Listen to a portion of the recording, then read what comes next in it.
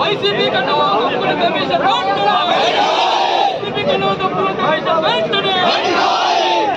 TDP కార్యకర్తలు YCP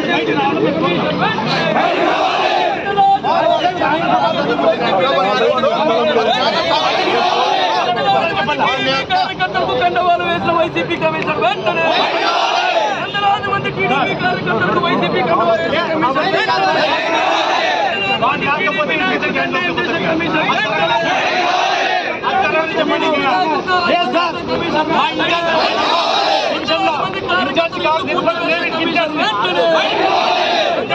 TDP నాయకుల